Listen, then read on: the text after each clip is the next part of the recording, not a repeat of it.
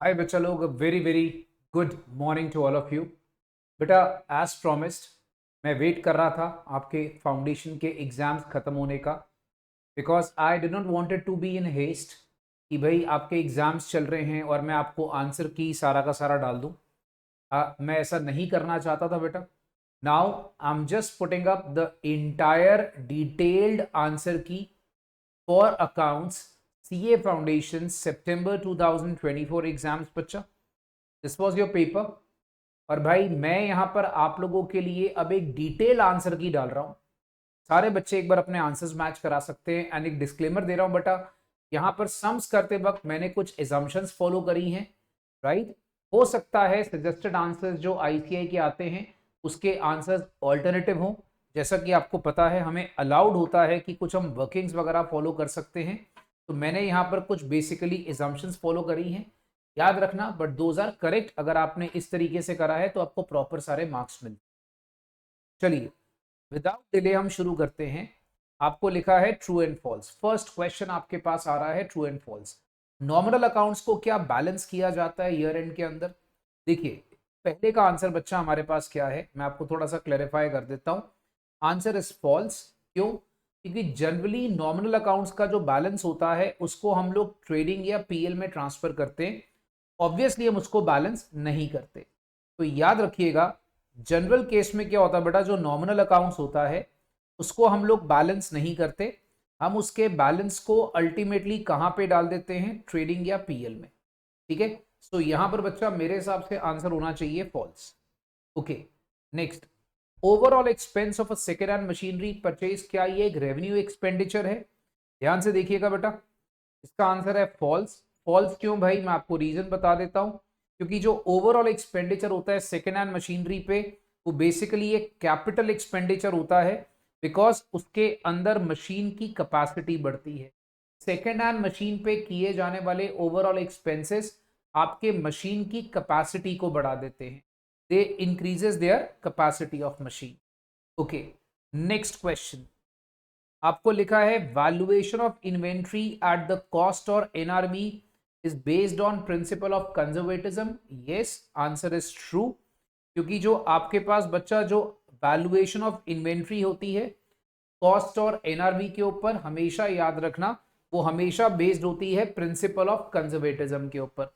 तो because conservatism में हमारे पास रूल होता है that we can not anticipate profits but we can anticipate the losses. ठीक है, ये बात बच्चे याद रखेंगे। नेक्स्ट, इसके बाद विद रीजंस मैं आपको आंसर बता रहा हूं। क्या प्रोमिसरी नोट हम लोग बेरर को दे सकते हैं? सी, बेसिकली प्रोमिसरी नोट में क्या होता है बेटा, प्रोमिसरी नोट के अंदर दो पार्टीज होती हैं। इसका आंसर है फॉल्स। प्रोमिसरी नोट में दो पार्टीज होती हैं, एक मेकर, दूसरा आपके पास होता है पेई। तो याद रखना, बेसिकली प्रोमिसरी नोट ट्रांसफरेबल नहीं होता। ठीक है, तो प्रोमिसरी नोट जनरली ट्रांसफरेबल नहीं होता, इसीलिए जो इसका अमाउंट होता है वो बेरर को हम लोग ट्रांसफर नहीं करते। It cannot be made payable to bearer. Always remember, it cannot be made payable to bearer. Okay, next. उसके बाद receipts and payment account NPO के लिए क्या वो accrual concept of accounting follow करता है? नो। याद रखना, रिसीप्ट्स एंड पेमेंट अकाउंट हमेशा कैश बेसिस फॉलो करता है। तो ये कहना बेटा कि रिसीप्ट्स एंड पेमेंट अकाउंट आपके लिए अक्रूवल बेसिस फॉलो करेगा, that is absolutely wrong. Okay, next. क्या जो डिजीज पार्टनर होते हैं उनके लीगल हायर को सिर्फ कैपिटल बैलेंसेस दिया जाता है? Answer is false. याद रखेंगे, क्योंकि जो लीगल हायर होते हैं डिजीज पार्टनर के, उसको हम लोग हमेशा याद रखिएगा कैपिटल बैलेंसेस के साथ साथ बहुत सारे प्रॉफिट्स, रिजर्व्स, गुडविल, हम काफी चीजें देते हैं। तो अगर मैं आपको सिर्फ ये बोलूं कि भैया हम लीगल हायर को सिर्फ वहां पर अल्टीमेटली एक कैपिटल अकाउंट का बैलेंस देते हैं, तो वी आर रॉन्ग। तो बेटा यहां से अपने आंसर्स मैच करा लीजिएगा। फिर क्वेश्चन नंबर 1 बी जो था, that was a simple theory question.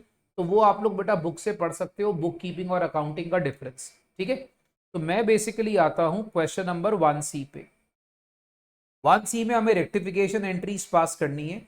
जैसे लिखा है गुड्स 500 रुपए के रिटर्न करे ए ने, मैंने सेल्स बुक में डाल दिए और वहां से मैंने उसके अकाउंट में क्रेडिट कर दिया। तो भाई इसमें अल्टीमेटली अगर आप चेक करते हो, मेरे को सेल्स रिटर्न को डेबिट करना था। क्यों? क्योंकि बेसिकली क्या होता है, जब कोई बंदा रिटर्न करता है तो सेल्स रिटर्न को डेबिट करते हैं। अब मैंने सेल्स में डाले हैं तो मुझे सेल्स को कैंसिल करना पड़ेगा। बट जो पार्टी का अकाउंट है वो मैंने ठीक से करा हुआ है। तो सेल्स रिटर्न को डेबिट, सेल्स अकाउंट को debit to suspense account 1000 rupees. Okay, next इसके बाद अगर आप आगे देखते हो 250 रुपए मैंने एंटर करा सेल रिटर्न बुक में, उसको आर को डेबिट कर दिया। देखो जब कोई बंदा आपको वापस करता है तो उसको हम लोग एंट्री करते हैं सेल्स रिटर्न टू आर। मैंने आर को डेबिट करा है तो मुझे अब आर को क्रेडिट करना पड़ेगा डबल अमाउंट से। याद रखिएगा आर को क्रेडिट करना पड़ेगा डबल अमाउंट से। तो entry suspense account debit to R account. Okay, next इसके बाद एक सेल 700 रुपए की जो आपने क्यू को करी थी, आपने उसको करेक्टली एंटर करा सेल बुक में, बट आपने उसको गलती से एस में डेबिट कर दिया 70। याद रखना आपने एस में डेबिट कर दिया 70।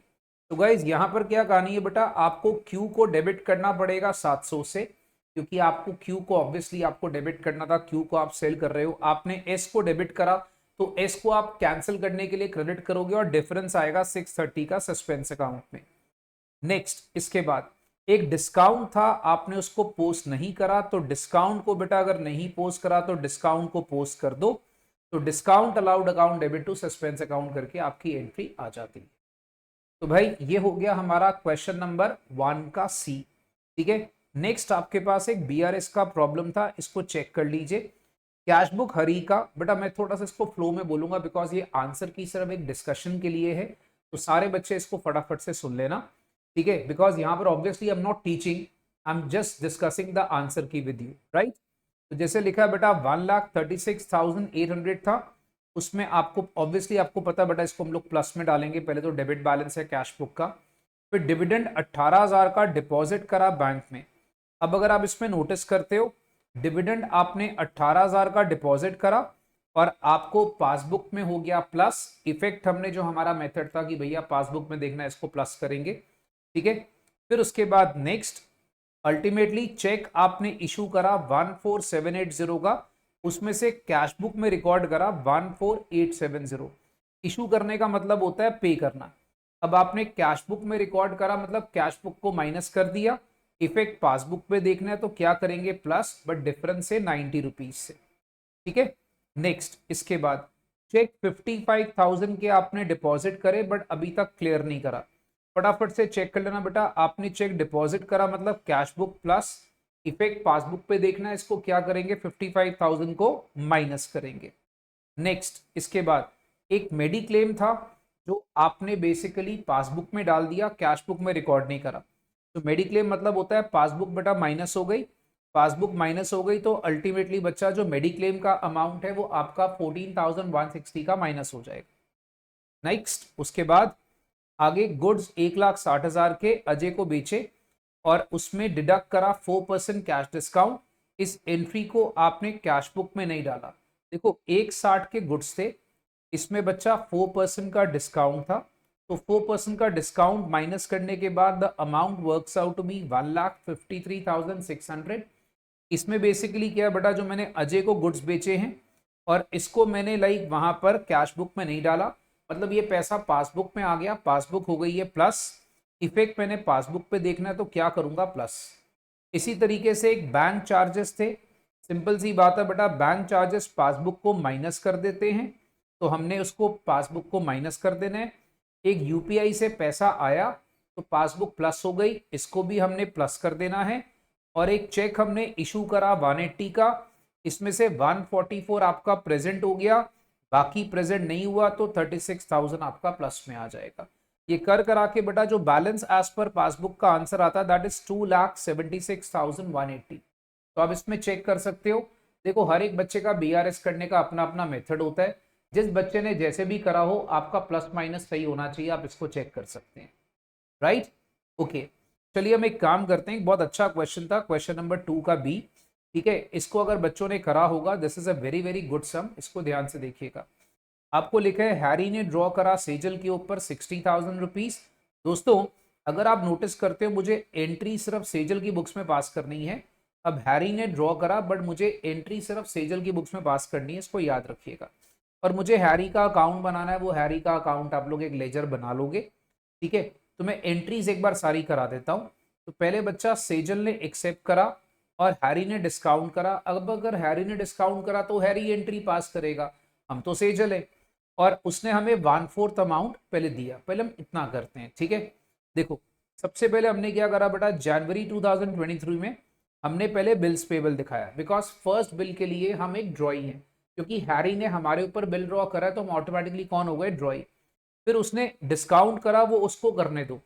हमें उसने कितने पैसे भेजे, उसने हमें पैसे भेजे हैं बेटा इसका 1/4, तो 60,000 का 1/4 15,000 आ गया।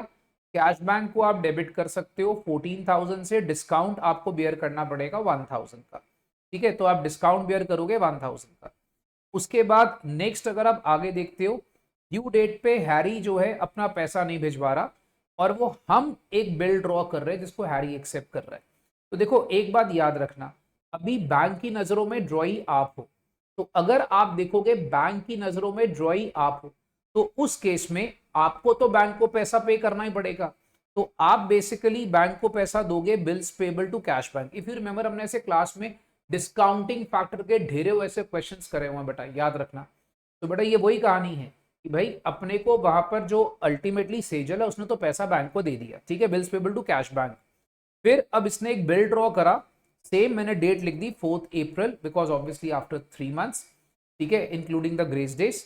तो बिल रिसीवेबल टू हैरी, अब यहां पर मैं ड्रॉर हो गया, मतलब मैं सेजल, मैं ड्रॉर हो गया, बिल रिसीवेबल टू हैरी। अच्छा, फिर उसके बाद आपको नेक्स्ट क्या बताया हुआ है, ध्यान से देखिएगा। जो बिल था वो मैंने डिस्काउंट कराया 74,600 का। तो अल्टीमेटली मेरे भाई जब बिल मैंने डिस्काउंट कराया तो entry bank account debit, discount account debit to bill receiver. तो एंट्री क्या हो गई भाई साहब, bank account debit, discount account debit to bill receiver. तो बैंक में आ गया 74,600, डिस्काउंट में 5,400 एंड टू बी आर 80,000।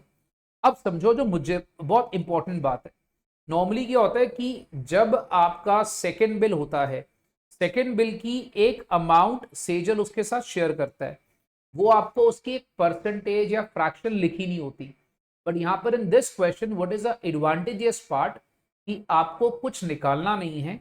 यहां साफ लिखा है Sejal after making the payment of first bill, मतलब सेजल ने फर्स्ट बिल का पैसा दे दिया, उसने 3/4 जो अमाउंट था रिमेनिंग हैरी को बेचा। तो ये जो लाइन है ना, ये थोड़ी डिफरेंट है। जितने बच्चों ने ये क्वेश्चन अटेम्प्ट करा होगा, अगर आपने ये लाइन नहीं पढ़ी तो बेटा आपको प्रॉब्लम आएगी, आएगी, डेफिनेटली आएगी, ठीक है। तो सारे बच्चे समझना यहाँ पर कहानी क्या है। देखो फर्स्ट बिल का हैरी से लेना कितना था, 45,000। 45,000 क्यों लेना था मैं आपको बताता हूँ। ये देखिए 60,000 का फर्स्ट बिल था, 1/4 तो उसने हमें भिजवा दिया, तो उसने अपने पास कितना रखा, 3/4। 3/4 की अमाउंट बनती है 45,000। अब 45,000 उससे फर्स्ट बिल का लेना था। सेकेंड बिल का बेटा मुझे अमाउंट कितना रिसीव हुआ, सेकेंड बिल का मुझे अमाउंट रिसीव हो गया 74,600। उसमें से फर्स्ट बिल का उसका अमाउंट काटा, ठीक है, फर्स्ट बिल का उसका अमाउंट काटा, वो अमाउंट बनता है बच्चा अगर आप देखोगे तो 29,600। अब 29,600 का 3/4 अब उसको हम भिजवा रहे हैं। नोटिस करना भाई, 29,600 का 3/4 हम उसको सेंड कर रहे हैं। कितना सेंड कर रहे हैं, 22,200, इसको समझ लेना। तो ऑब्वियसली जो ऊपर डिस्काउंट है वो भी हमें बेयर करना पड़ेगा, है ना। तो डिस्काउंट का भी 3/4 हम बेयर करेंगे ऑब्वियसली। तो यहां पर आपको डिस्काउंटिंग फैक्टर निकालने की जरूरत नहीं, बिकॉज द 3/4 इज गिवन, आपको 3/4 इज गिवन। तो टोटल बच्चा जो हैरी को हम लोग अमाउंट दे रहे हैं दैट इज 26,250। तो याद रखना यहां पर जो बैलेंस आता है 29,600, उसका सीधा 3/4 आपने कर लेना है। आपको यहां पर कैलकुलेशन करने की जरूरत नहीं है, क्योंकि आपको the value is already given 3/4, ठीक है। डिस्काउंट का भी 3/4 कर लीजिए, और टोटल अमाउंट कितना पे कर रहे हैं, 26,250। ओके, अब लास्ट में क्या हो गया भाई, अगर आप इसमें नोटिस करते हो, लास्ट में हैरी इंसॉल्वेंट हो गया, मतलब जो बिल था वो भी आपका अल्टीमेटली क्या होगा, आपने हैरी से पैसा लेकर बैंक को देना है। हैरी से पैसा लेकर बैंक को देना मतलब आपने हैरी का बिल डिसऑनर कर दिया। फिर मैंने क्या करना है, मैंने एक हैरी का लेजर अकाउंट बनाना है, ऑब्वियसली वो आप खुद बना लेंगे। हैरी का लेजर अकाउंट बनाने के बाद आप देखोगे नेट बैलेंस हैरी का आता है 71,250। कुछ नहीं करना बेटा, जो ऊपर एंट्रीज में हैरी को डेबिट करा है और क्रेडिट करा है उससे आप एक नेट बैलेंस निकालोगे। वो नेट बैलेंस आता है 71,250। लेजर अकाउंट बनाने को बोला है, प्लीज वो खुद बना लेना, ठीक है। और उसका 40% मुझे आएगा, 60% नहीं आएगा। तो 40% मतलब 28,500 मुझे आया। 42,750 बटा मेरा क्या हो गया, बैड डेब्ट्स, याद रखना। सो 42,750 will become my bad debts. तो बेटा ये आपके पास क्वेश्चन था, इसमें सिर्फ एक यही पॉइंट था जो आपको ट्रबल दे सकता था, और उल्टा ये एक्चुअली में सिंपल था। हम लोग को याद होगा हमने इससे डिफिकल्ट लेवल के क्वेश्चंस करे हुए हैं, उल्टा this question is more easy, right. चलिए, without delay moving on to a very simple question of final accounts. Final accounts के क्वेश्चन में आपको बोला हुआ है trading and PL and balance sheet बनानी है। हमें plant machinery, office furniture, opening stock, motor vans, capital, creditors, sales, bills payable, provision for bad debt, return outward, discount received, cash at bank, wages, salaries, purchases, bill receivable, return inwards, drawings, advertisement, factory rent, insurance, general expense, bad debts and discount allowed is given। मुझे बोला क्या है भाई, adjustment समझना। Closing stock simple adjustment, plant machinery को purchase करा, हमने purchase में डाल दिया, तो भाई क्या करेंगे, देखो जो आइटम्स है उनको तो प्लेस करो। अगर आपको चाहिए होगा तो भाई इसका स्क्रीनशॉट ले लेना, मैं भी आपको फुल स्क्रीन भी कर दूंगा, मैंने सारा सम सॉल्व करा आपके लिए, बट मैं आपको मेन मेन एडजस्टमेंट बताता हूँ, ठीक है। आप done the entire question and sorry for this handwriting भाई, तो ये अपनी हैंडराइटिंग जो है वो ऐसी ही है, तो अगर किसी बच्चे को चाहिए होगा मैं अभी आपको फुल स्क्रीन कर दूंगा, आप स्क्रीनशॉट ले लीजिएगा, ठीक है। तो बेटा मैं आपको मुद्दे की बात बताता हूँ। जो प्लांट मशीनरी है वो आप देखोगे, प्लांट मशीनरी एक इसमें से लेस हो गया, और एक प्लांट मशीनरी भाई यहाँ पर ऐड हो गया, ठीक है, ये हो गया मेन एडजस्टमेंट। बाकी तो सब सिंपल पॉइंट है। अब ध्यान से देखना, अल्टीमेटली आपने इसको परचेजेस में डेबिट करा, परचेज में से लेस प्लांट मशीनरी में ऐड। 3 मंथ्स का फैक्ट्री रेंट आपका आउटस्टैंडिंग है 3000। तो भाई फैक्ट्री रेंट हमने क्या करना है, एक तो यहाँ पर ऐड कर लिया, और एक फैक्ट्री रेंट जो है दोस्तों वो हमारे पास अल्टीमेटली 3000 इसमें आ गया लाइबिलिटी साइड पे, ठीक है। फिर आपको लिखा है 5% पर एनम फर्नीचर पे डेप्रीसिएशन, प्लांट मशीनरी और मोटर वैन पे डेप्रीसिएशन। तो हमने क्या करना है भाई, ये देखिएगा, फर्नीचर पे डेप्रीसिएशन, प्लांट मशीनरी पे। अब मैंने प्लांट मशीनरी का मान लिया बेटा कि आपके पास ना, देखो मैंने बोला कुछ क्वेश्चंस मैं एजम्पशन से करूंगा, आपको मेंशन नहीं है, तो 3 लाख मैंने मान लिया कि पूरे साल की डेप्रीसिएशन है, ठीक है, पूरे साल की डेप्रीसिएशन है। क्यों मैंने मान लिया, क्योंकि फर्नीचर के साथ तो आप देखोगे बाकी 5% पर एनम लिखा हुआ है, बट प्लांट मशीनरी के साथ पर एनम वर्ड भी नहीं है। पर एनम नहीं है तो मैंने मान लिया बेटा वो एनुअल डेप्रीसिएशन में लगेगी, ठीक है, that's an assumption which I am taking. तो आप देखोगे मैंने डेप्रीसिएशन 80,000 ले ली, 80,000 सीधा माइनस कर ली, फर्नीचर की डेप्रीसिएशन लेस कर ली, मोटर व्हीकल की डेप्रीसिएशन लेस करके उनके बैलेंसेस मैंने कैलकुलेट कर लिए, सारे बच्चे चेक कर लेना, ठीक है। और डेप्रीसिएशन ऑब्वियसली वहां पर भाई हम लोग को ये जितनी भी पीएल में दिखानी है वो तो हमने दिखानी है एज इट इज, ठीक है। Okay, next, further bad date 7,000 आ गया, प्रोविजन आपके पास 30,000 की आपने इंक्रीज करनी है, लिखा हुआ है इंक्रीज टू 30,000।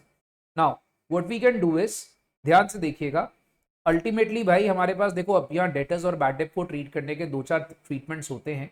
हम लोग क्या करेंगे, यहाँ पर एक एजम्पशन ले लेते हैं, डेटर में से जो आपके पास फर्दर बैड डेट है वो आपने लेस कर दिए, और प्रोविजन फॉर बैड डेट आपको इंक्रीज करनी है 30,000 तक।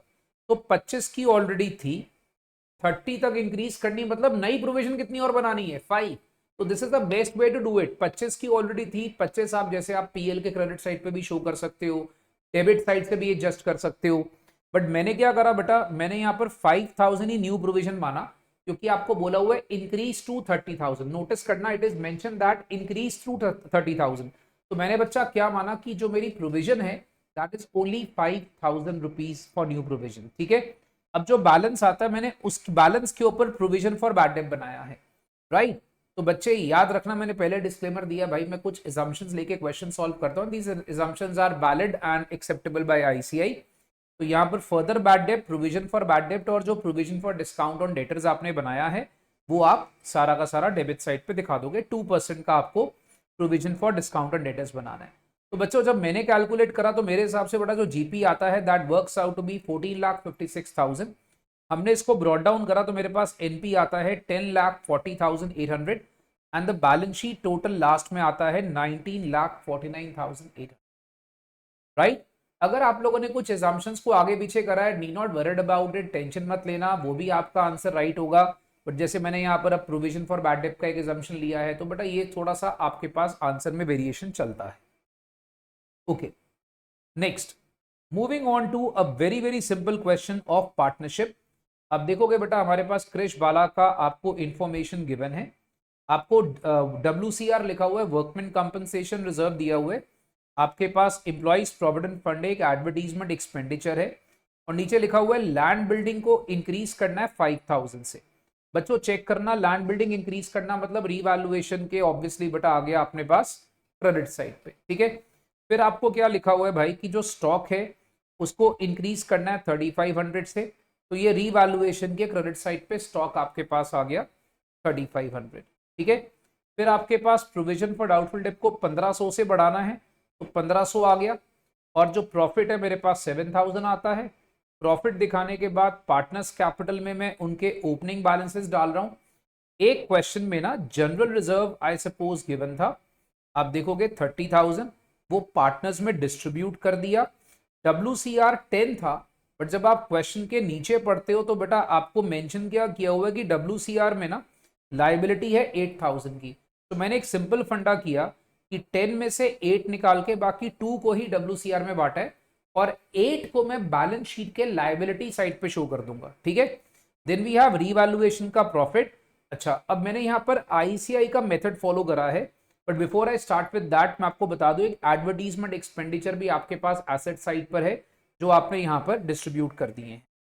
ओके, नेक्स्ट अगर आप आगे देखते हो भाई, मेरे यहां पर 25,000 का वो कैपिटल लाता है, 12,000 की वो गुडविल लेकर आता है। याद रखना 25 की कैपिटल, 12 की गुडविल, 25-12 टोटल हो गया मेरे भाई 37 टोटल हो गया। 37 को फिर मैंने क्या करा बेटा, कैश में डाल दिया जैसे ICA का मेथड है। कुछ बच्चों ने अगर यहाँ पर प्रीमियम फॉर गुडविल वाला मेथड करा है तो भी वो भी करेक्ट है, बट मैं बेसिकली वो फॉलो कर रहा हूँ जो ICA की बुक में जैसे लिखा होता है, ठीक है। तो एक हमारे पास एंट्री होती है new partner to old partner in sacrificing ratio, मैंने वो कर दिया बच्चा। यहां पर आ गया by S capital, and there we got the balance carried down. Balance carried down में 53,200, 33,800 एंड 25,000 ये आ रहा आपके पास। ये आने के बाद मैंने बेटा बैलेंस शीट बनाई, बैलेंस शीट में ये डाला वर्कमैन कंपनसेशन लायबिलिटी 8,000, क्रेडिटर्स और ईपीएफ का इसके अंदर एक पॉइंट था शायद कि भाई आई थिंक ईपीएफ जो था दैट वाज 8,000, नहीं इसमें कोई पॉइंट नहीं ईपीएफ का, आई एम सॉरी। तो भाई ईपीएफ 8,000 रहेगा। लैंड बिल्डिंग में मैंने बढ़ा दिया, plan machinery remains the same, stock increase करा, डेटर्स की प्रोविजन बढ़ा दी, वो माइनस करके बैलेंस, और बैंक में 37,000 सीधा एड ऑन कर दिया जो आपका कैपिटल और गुडविल का आया है। तो बच्चे क्या करें भाई, जितने बच्चे ये ट्रेडिंग पीएल का स्क्रीनशॉट चाहते हैं, मैं 1 मिनट आपके लिए फुल स्क्रीन कर रहा हूं, आप इसको ले सकते हैं।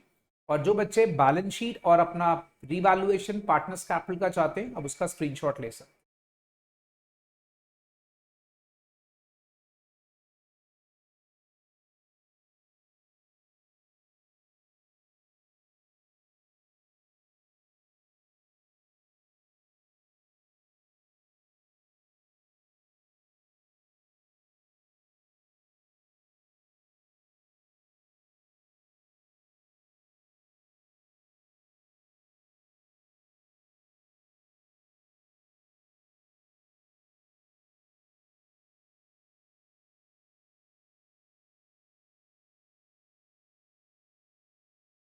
ओके गाइस, इसके बाद हमारे पास एक और अच्छा question, question number 4A, that was of retirement. Simple question था भाई अपने पास। आप देखोगे एक पुरानी गुडविल गिवन है, इन्वेस्टमेंट फ्लक्चुएशन फंड है, कुछ मार्केट वैल्यू से अपने पास कुछ राइज हो रहा है, ठीक है। WCR आपको लिखा हुआ है, क्रेडिटर्स है, एम्प्लॉइज प्रोविडेंट फंड आपको लिखा हुआ है, स्टॉक गिवन है, डेटर्स है, प्रोविजन है। आपको बेटा मेंशन किया हुआ है जेड रिटायर करता है, गुडविल हमारी 60,000 है, पेटेंट को अपना रिड्यूस करा 20%, मशीनरी को 90% तक, बाय और टू का फर्क याद रखना, डाउटफुल डेब्ट्स को 10% तक, लायबिलिटी प्रोविडेंट फंड का सिर्फ 6,000 हो गया, वर्कमैन कंपनसेशन सिर्फ आपको 6,000 का ही क्रिएट करना है, जेड ले गया, इन्वेस्टमेंट को मार्केट वैल्यू पे मार्क कर लेना, जो जेड को सेटल करना है 50% अभी देना है, 50% आपको उसको बिल ऑफ एक्सचेंज में देना है। अब आपको गुडविल की एंट्री पास करके रीवैल्यूएशन, पार्टनर्स कैपिटल और बैलेंस शीट सारा बनाना था। सारे बच्चे चेक कर लो बेटा। सबसे पहले हम जब रीवैल्यूएशन की बात करते हैं, पेटेंट रिड्यूस करा डेबिट साइड पे, मशीनरी रिड्यूस करा डेबिट साइड पे, प्रोविजन फॉर बैड डेट जो है बेटा वो इंक्रीज करा है, 4 का पुराना था, 5 का नया है, तो 1 से इंक्रीज करा है। ईपीएफ की लायबिलिटी आपकी कम हो गई है, इन्वेस्टमेंट की मार्केट वैल्यू बढ़ गई है, तो ऑब्वियसली इन्वेस्टमेंट फ्लक्चुएशन फंड का कोई काम नहीं है, उसको पार्टनर्स में बांट देंगे। बट फिलहाल अभी इन्वेस्टमेंट की मार्केट वैल्यू बढ़ी है, वो फायदा है, रिवैल्यूएशन के क्रेडिट साइड पे दिखाओ। तो loss on revaluation is 4400, partners में उनके ओल्ड रेशो में बांटा, पार्टनर्स कैपिटल बटा 78 42 31, इन्वेस्टमेंट फ्लक्चुएशन फंड मेरे पास आ गया, WCR 12 का था, 6 मैंने वहां पर लायबिलिटी क्रिएट करनी है, बाकी 6 मैंने पार्टनर्स में बांट देना है, ठीक है। अच्छा, एक पुरानी गुडविल थी उसको राइट ऑफ करा, वो कर लिया। अब जो नई गुडविल है उसका उसने अकाउंटिंग ट्रीटमेंट पूछा है, तो बेटा मैं एंट्री कर रहा हूं। नई गुडविल 60,000 की है, आप सारे बच्चे चेक कर सकते हो। तो 60,000 में जो उसका शेयर आता है, आई थिंक दैट इज 1/6, ठीक है, जेड का। तो जेड का शेयर बच्चा कितना है, 1/6, तो 1/6 आ गया बच्चा अपने पास 10,000। तो अब इसमें चेक कर लो, उसको मैंने उनके रिमेनिंग 3:2 के रेशियो में बांट दिया, entry remaining partners to retiring partner, right. तो मैंने बच्चा यहाँ पर एंट्री कर दी remaining partner X Y to Z, और यहाँ पर बच्चा आपके पास एंट्री आ गई by X and by Y. Investment Z ले गया है ऑब्वियसली मार्केट वैल्यू पे, रीवैल्यूएशन का लॉस हमने शो कर दिया। तो जो इनके बैलेंस आते हैं दैट इज 69,800 एंड 36,533। अगर आप इसमें नोटिस करते हो, अब जो जेड का जो बैलेंस आता है ना, उस बैलेंस में से आधा बैंक में जाएगा और आधा किस में चला जाएगा, बिल्स पेबल में। याद रखना, आधा बैंक में और आधा किस में चला जाएगा, बिल्स पेबल के अंदर, ठीक है। अच्छा, जब मैं इसकी बैलेंस शीट बना रहा हूं तो कैपिटल्स डाल दिए, bills payable being a liability डाल दिया, ठीक है।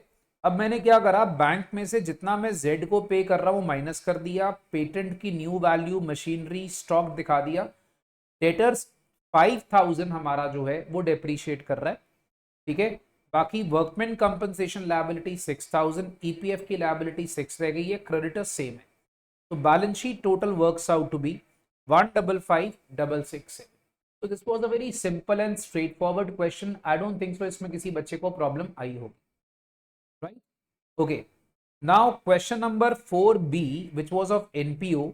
अगेन बेटा मैं आपको ऑनेस्टली बताऊं तो ये किसी टाइम पे +2 में ये क्वेश्चन होता था, तो बहुत सिंपल आपको 10 मार्क्स का क्वेश्चन दिया है। You guys are very lucky that you had a very easy paper to go off, आपका पेपर बहुत इजी था। तो सारे बच्चे आप इसमें नोटिस करते हो, आपको जैसे लिखा है रिसीव्स इन पेमेंट, इनकम, एक्सपेंडिचर और बैलेंस शीट आपको बनानी है, और आपके पास ये सारी इंफॉर्मेशन है starting with subscription account. As you know हमारा रूल होता था, ये आपके पास क्लोजिंग आउटस्टैंडिंग है और ये आपके पास क्लोजिंग एडवांस है। तो बेटा मैंने हमेशा बच्चों को एक बात बोली है, सब्सक्रिप्शन अकाउंट बना लिया करो, advance closing obviously debit side पे और क्लोजिंग आउटस्टैंडिंग क्रेडिट साइड पे, या कुछ बच्चे इसको प्लस माइनस वाले फॉर्मूले से भी कर सकते हैं, जैसे नॉर्मली बहुत सारे बच्चे करते हैं, सर हम एक काम करते हैं जी, हम ना आउटस्टैंडिंग को प्लस करके एडवांस को माइनस कर सकते हैं, कैश रिसीव्ड इज गिवन, और ये मेरा इनकम एक्सपेंडिचर में आएगा। अब इनकम एक्सपेंडिचर में डोनेशन के बारे में लिखा था कि 50% उसको कैपिटलाइज करना है, 50% रेवेन्यू है। सब्सक्रिप्शन मैंने ऊपर से निकाल लिया, एंट्रेंस फीस को नीचे लिखा हुआ है कि एंट्रेंस फीस आपकी रेवेन्यू इनकम है। आप लोग पढ़ सकते हो बेटा कि एंट्रेंस फीस जो है वो आपकी रेवेन्यू इनकम रहेगी, वो आपको बोला हुआ है, ठीक है। बाकी लिखा है 8% इंटरेस्ट अक्रूड रहेगा, 30,000 हमने परचेज करा, 20,000 उसका पे भी करती है। चलो इसका भी ट्रीटमेंट समझाता हूँ। तो आप इसमें नोटिस करोगे, सबसे पहले बेटा जो इंटरेस्ट मेरे पास आता है वो 100 का गिवन है। अक्रूड मैंने कैसे निकाला है थोड़ा बच्चों को बता देता हूँ। 8% अक्रूड है 5 मंथ्स का। तो जब बच्चे इसकी इन्वेस्टमेंट्स चेक करते हो तो बेटा 6,000 के ऊपर 8% अक्रूड जब आप करोगे 5 मंथ्स का तो वो 200 आता है। 200 आता है, उसमें से 100 का इंटरेस्ट आपको ऑलरेडी आया हुआ है। जब 100 का इंटरेस्ट ऑलरेडी आया हुआ है तो ऑब्वियस है बाकी 100 आपके पास क्या हो गया, अक्रूड। 200 बच्चा आपका टोटल इंटरेस्ट आ गया। फिर एक आपको दूसरा इंटरेस्ट रिसीव लिखा हुआ है, ओल्ड न्यूज़पेपर है, ड्रामा टिकट्स है, ये सब आपकी इनकम्स आ गई। फिर मेरे पास सैलरी, रिपेयर, खर्चे लिखे हुए हैं। अच्छा, जो खर्चे हैं उसमें 90 का प्रीपेड है, प्रीपेड मैंने माइनस कर लिया। इंश्योरेंस में आउटस्टैंडिंग है, प्लस कर लिया। बाकी पेपरिंग, ड्रामा एक्सपेंसेस सारा मेंशन है। And I get a surplus of 12,710। तो जितने लोगों ने ये क्वेश्चन ट्राई करा बेटा, you guys are very lucky, it's a very easy question. 12,710 आपका सरप्लस आ गया। देन ओपनिंग बैलेंस शीट बनाई मैंने। ओपनिंग बैलेंस शीट में ओपनिंग कैश और ओपनिंग बैंक डाल दिया। एक पिछले साल का बिलियर्ड्स टेबल था 30, 30 का मैंने पिछले साल 20 पे कर दिया है, तो बेटा 10,000 मेरे क्रेडिटर्स में चले जाएंगे। बहुत ऑब्वियस सी बात है। 30 में से बेटा मैंने 20 पे कर दिया, तो मेरे पास 10,000 किधर चला जाएगा, मेरे पास क्रेडिटर्स में, क्योंकि 30 में से 20 पे करा तो पिछले साल के क्रेडिटर्स थे। तो मेरा कैपिटल फंड आ गया 43,100। अब मैंने कैपिटल फंड में बच्चा सरप्लस ऐड करा, ध्यान से चेक करना। उसमें डोनेशंस, ऑब्वियसली जो डोनेशंस थी वो आपको मेंशन किया हुआ था कि 7,000 में से 50% कैपिटलाइज करनी है और 50% आपने रेवेन्यू में शो करनी है। तो जो कैपिटलाइज करनी वो मैंने इसमें ऐड कर दी। Advance subscription and outstanding, advance subscription is your liability and outstanding insurance is your liability. बाकी कैश बैंक क्लोजिंग गिवन है, बिलियर्ड्स टेबल मेरे पास एसेट रहेगा। अब मेरे क्रेडिटर्स खत्म हो गए, याद रखना क्रेडिटर्स टू बिलियर्ड्स टेबल खत्म कैसे हो गए, क्योंकि ये जो 10,000 है ना भाई, ये मैं पे कर चुका हूं, बाकी जो बैलेंस था, समझो ना, मैंने ये क्रेडिटर्स को पे कर दिया, तो ये ऑलरेडी ओवर हो चुका हुआ है। तो याद रखना बिलियर्ड्स टेबल के क्रेडिटर्स आप देखोगे मैंने दोबारा नहीं लिखे। Then we have accrued investment, उसमें डाल दिया, outstanding subscription, miscellaneous expense and furniture. ये फर्नीचर कहां से आया भाई साहब, फर्नीचर जो है हमने इस साल परचेज करा, तो अब देखोगे पिछले साल के बैलेंसेस में मैंने नहीं डाला था, इस साल परचेज करा है तो मैंने इस साल के बैलेंसेस में इसको डाला। And the total works out to be 59,940 rupees. तो आई होप सारे बच्चों को ये एनपीओ का क्वेश्चन भी क्लियर होगा, and I think you can make it out. See I am just discussing the answer key at a very good speed mode, ठीक है, ताकि बच्चों को 1x या 2x ना करना पड़े। तो भाई आप इसमें सारे बच्चे समझ सकते हो और अपने अपने आंसर्स मिला लो एक बार, राइट। चलिए हम एक काम करते हैं, 5B के अंदर हमारे पास भाई, अच्छा एक ये जो क्वेश्चन था भाई 5A, ये मैं नहीं करा रहा, इसका रीजन मैं आपको बताता हूं। 5A जो है ना वो सेम एज अनसॉल्व प्रॉब्लम है क्वेश्चन नंबर 4 आईसीआई की बुक में, पेज 4.30। फर्क क्या है जीरो का, जब आप देखोगे सिर्फ जीरो का फर्क है। जैसे मान लीजिए यहां पर आ गया भाई 4,80,000, वहां पर 48 लाख है, यहां पर आ गया 24,000, वहां पर 2,40,000 है, तो फर्क सिर्फ जीरो का है। तो this question I am not teaching because ये डिट्टो सेम है हमारे पास भाई। इसका सोल्यूशन आप वहां से देख सकते हो, question number 4 page 4.30 ICI book, ठीक है। डिफरेंस सिर्फ किसका है, जीरो का, ठीक है। ओके नेक्स्ट, फिर मैं 5B के अंदर आपके पास दो ऑप्शंस थी, मैंने बड़ा ये सिंगल एंट्री वाला क्वेश्चन सिलेक्ट करा आपको कराने के लिए। तो सिंगल एंट्री वाला क्वेश्चन जो है वो ज्यादा इजी था, मेरे ख्याल से बच्चों ने ऑब्वियसली वो अटेम्प्ट किया होगा, ठीक है। फिर भी अगर कोई बच्चा बोलेगा सर डेप्रिसिएशन का कराना, तो मैं करा दूंगा, वो भी बहुत इजी क्वेश्चन है, कोई टाइम ज्यादा उसमें नहीं लगने वाला, ठीक है। तो डेटर्स बच्चा आपके पास लिखा हुआ है 650 और 850 ओपनिंग बैलेंसेस, जरा चेक करो, 650 ओपनिंग बैलेंसेस, डेटर्स का अकाउंट बनाना है, क्लोजिंग बैलेंस अपने पास 850 आ गया। अच्छा फिर इस क्वेश्चन में लिखा है सेल 16 लाख की थी, 80% उधार था। तो भाई 16 लाख की सेल के ऊपर 80% उधार मतलब 12,80,000 रुपये आ गया, जरा चेक कर लेना, 12,80,000 आ गया। फिर आपको लिखा है इतना पैसा रिसीव करा, इसमें से 18,000 भाई साहब डिसऑनर हो गया। चलो कोई बात नहीं, हम एक काम करते हैं, पहले 7.5 लगाया वो आपने पर दिखा दिया, 18,000 डिसऑनर होगा तो डेटर्स बढ़ जाते, तो डेबिट साइड पे लिख दो कि चेक डिसऑनर हो गया 18,000 का। फिर आपको लिखा है बिल ऑफ एक्सचेंज, कस्टमर ने जो एक्सेप्ट करे वो हमारे बिल रिसीवेबल हो गए 290 के, वो दिखा दिए। डिस्काउंट अलाउड जो क्रेडिट सेल है उसका 1% है, सब में लिखा हुआ है। अब जो डिफरेंस आता है आपके पास वो आता है बैड डेप्ट्स, और यही बैड डेप्ट आपको निकालने को बोला हुआ है क्वेश्चन के अंदर। तो जितने लोगों ने बेटा इसको ट्राई करा होगा, देखो 5A तो बिल्कुल ही आपको बता देता हूँ आईसीआई की बुक का कॉपी पेस्ट क्वेश्चन था, ठीक है, मैंने बता दिया, that was given on page 4.30। और ये 5B, तो अगेन अगर आप इसमें नोटिस करते हो it's a very very simple question, कोई इसमें डाउट किसी बच्चे को नहीं आना चाहिए, ठीक है, हूएवर इज अटेम्प्टेड। नेक्स्ट बच्चा हमारे पास एक आता है क्वेश्चन नंबर 6, जो कि एक अपने पास शेयर कैपिटल का सिंपल सा क्वेश्चन है। बच्चे जरा फोकस करना भाई, क्वेश्चन नंबर 6 शेयर कैपिटल का बड़ा ही सिंपल और स्ट्रेट फॉरवर्ड क्वेश्चन है। क्या लिखा हुआ है, 6 लाख के इक्विटी शेयर है, 2 रुपए का प्रीमियम, 3 रुपए की एप्लीकेशन, 5 की अलॉटमेंट, बाकी balance 2 calls of equal amount. बच्चे इसमें चेक करना भाई, अगर आप इसमें नोटिस करते हो अपने पास ये शेयर कैपिटल का क्वेश्चन आ गया, पहले 8 लाख की application, bank to share application, मुझे उम्मीद है बच्चों ने इस क्वेश्चन को बहुत लोगों ने ट्राई करा होगा, क्योंकि I am very much sure बेटा ये बहुत सारे बच्चों ने इसको क्वेश्चन को ट्राई करा होगा। तो बैंक टू शेयर एप्लीकेशन पहले आपके पास आ गया 24 लाख, फिर आप देखोगे उसमें से 2 लाख को उसने बोला हुआ है सीधा अलॉटमेंट में एडजस्ट करो। क्यों? क्योंकि कोई रिफंड का केस नहीं है, क्वेश्चन पढ़ लो। 8 लाख था, pro rata allotment was made to all applicants, excess money को अलॉटमेंट में एडजस्ट करा, तो रिफंड का केस ही नहीं है इसके अंदर। सिंपल सा फंडा। तो हमारे पास क्या आ गया बेटा, 2 लाख को मैंने अलॉटमेंट में एडजस्ट कर दिया, 2 लाख की एप्लीकेशन मनी को, 18 लाख शेयर कैपिटल में डाला। अब जो अलॉटमेंट है वो 6 लाख शेयर पे 5 के हिसाब से 30, और आपका प्रीमियम आता है 12 लाख रुपए का। आपका प्रीमियम कितना आता है मेरे भाई, 12 लाख रुपए का, याद रखना, ठीक है, 2 रुपए का प्रीमियम है। अब 30 लाख आपको अलॉटमेंट में आना था, 6 ऑलरेडी आया हुए, तो आपको अलॉटमेंट में आएगा 24 लाख। तो इनफैक्ट इसमें एक अच्छी बात क्या थी, अलॉटमेंट में एरियर्स नहीं है। शेयर फर्स्ट कॉल की एंट्री 6 लाख शेयर 2 रुपए के हिसाब से। सर आपने 2 रुपए कैसे लिए वो मैं बताता हूं। देखो इनफैक्ट अगर आप देखोगे तो शेयर आपके पास है 12 का, 12 का शेयर है, अगर 3 और 5 8 चला गया आपके पास एप्लीकेशन अलॉटमेंट में, तो बाकी कॉल रह गई 4 की। उसने बोला 2 कॉल्स ऑफ इक्वल अमाउंट, मतलब 2-2 रुपए की कॉल हो गई। तो फर्स्ट कॉल की एंट्री हम लोग करेंगे भाई, share first call to share capital 12 lakh, but 12 lakh में से 1600 शेयर्स पे, या नोटिस कर लेना भाई, 1600 शेयर्स पे उसने कॉल का पैसा नहीं पे करा, ठीक है। तो बेटा कॉल का पैसा नहीं पे करा मतलब 1600 शेयर्स पे 3200 रुपए हो गए, बाकी बैलेंस आ गया। अब आपको मजे की बात क्या है बेटा, जो सेकंड कॉल की एंट्री वो सेम होगी फाइनल कॉल की, आपको रिपीट करनी है। प्लीज ऑब्वियसली एग्जाम में ऐसे नहीं लिखना सेम एज फर्स्ट कॉल, आपको ये दोनों एंट्रीज रिपीट करनी, because the amount is same, because the amount is same. फिर हमने लास्ट में वो 1600 शेयर को फोरफीट करा, 1600 शेयर इंटू 10 16,000, एरियर्स हो गया बेटा 3200 एंड 3200 ईच,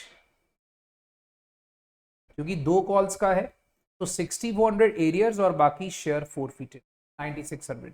अब इसके अलावा आपको एक बैंक अकाउंट बनाना था, ऑब्वियसली बैंक अकाउंट जरूर बनाना है, मैं नहीं बना रहा बिकॉज वो बैंक अकाउंट सिंपल एक लेजर है, ठीक है। तो जितना आपने ऊपर बैंक बैंक डेबिट करा बेटा उसका लेजर बनाना है। अब बच्चे कुछ ऐसे भी कर सकते हैं कि सर सपोज उन्होंने जैसे कैश बुक वाला ट्रीटमेंट कर दिया होगा कि भाई हम लोग एक काम करते हैं, हम लोग ना वो बैंक अकाउंट नहीं, अपना बैंक की एंट्रीज हम लोगों ने शेयर्स में नहीं करी और हमने उसके अंदर कर दी, मतलब अपना कैश बुक में, चलेगा बेटा, वो भी राइट है। फिलहाल उसने कैश बुक के बारे में कुछ नहीं बोला है, उसने सिर्फ बोला बैंक अकाउंट बनाना है। तो मैं क्या कर रहा हूं बेटा, मैं आपको बोलूंगा बेस्ट एजम्पशन इस केस में क्या होती है, सारी एंट्रीज पास कर दो और लास्ट में बैंक का लेजर बना दो। कैश बुक बनाने को बोला हो तो फिर आपको क्या करना होता है कि जर्नल के अंदर बैंक की एंट्रीज नहीं करके कैश बुक में करनी होती है। तो this is basically your choice, अगर आपने ऐसे भी करा तो भी चिंता मत करना, आपके मार्क्स आपको पूरे मिलेंगे, ठीक है। Then we had a last question which was called as periodic inventory and perpetual inventory difference. This was given in the class notes, तो मैं recommend करूंगा बेटा इसको class notes से पढ़ ले, राइट। तो दोस्तों आई होप सारे बच्चों को आंसर की का पता लग गया होगा। इफ यू वांट मैं आपको ये जो आंसर की है भाई इसका पीडीएफ भी आपको आपके ग्रुप में शेयर कर दूं, राइट, ताकि किसी बच्चे को कोई प्रॉब्लम ना हो। If you want this answer key I will share this PDF with you, ठीक है बच्चों। तो I hope everybody can make it out and all the best. And guys very important, by Sunday और Monday मैं आपको maths का भी discussion video answer की वाला पूरा डिटेल आपको डाल दूंगा। एज यू ऑल नो इस बार आईसीआई ने बहुत अच्छा काम करा है भाई कि एक आपको क्वेश्चन पेपर जो है मैथ्स का देना शुरू कर दिया है, which will be very helpful for us. तो हमारे लिए वो बहुत हेल्पफुल रहेगा बिकॉज हम लोग को डिस्कशन करना और आसान हो जाए, ठीक है। पहले हम लोग एक रैंडम तुक्के वाले क्वेश्चंस डिस्कस करते थे, बट अब सारा एग्जैक्ट जो पेपर में क्वेश्चंस आए we can discuss that. So guys, be ready for that. Answer key of maths is also coming soon. God bless you all. Stay healthy. May God bless you. All the best.